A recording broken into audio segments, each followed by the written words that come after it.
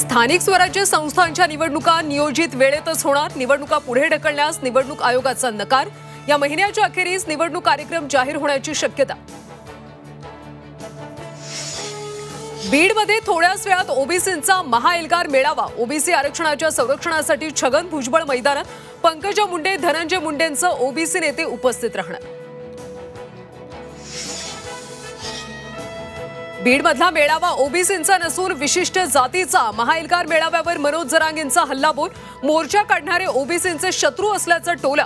Maratha Kunbi GR रद्द होत नसतो, जरांगेंना विश्वास।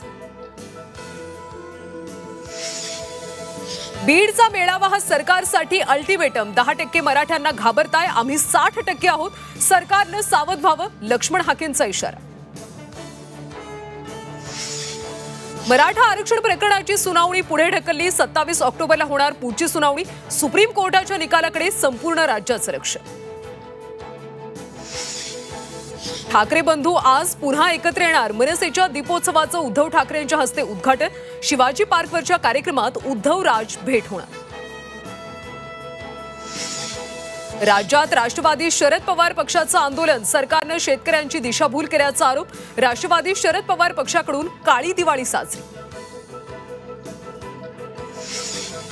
सरकारमुळे शेतकऱ्यांचं प्रचंड नुकसान। अद्याप केंद्र सरकारकडे मदतीचा प्रस्ताव पाठवला नसल्याचा वडेट्टीवारांचा दावा। शेतकऱ्यांनी काळी दिवाळी साजरी करावी, वडेट्टीवारांचं आवाहन। गोकुळ दुधाच्या खरेदी दरात 1 रुपयांची वाढ। दिवाळीनिमित्त गोकुळकडून शेतकऱ्यांना गोड भेट। दूध संस्थांना व्यवस्थापन खर्चात 10 पैशांची वाढ।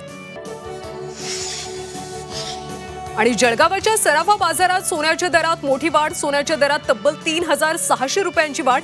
सोन्याचे दर जीएसटीसह प्रतितोळा 1,35,300 रुपये।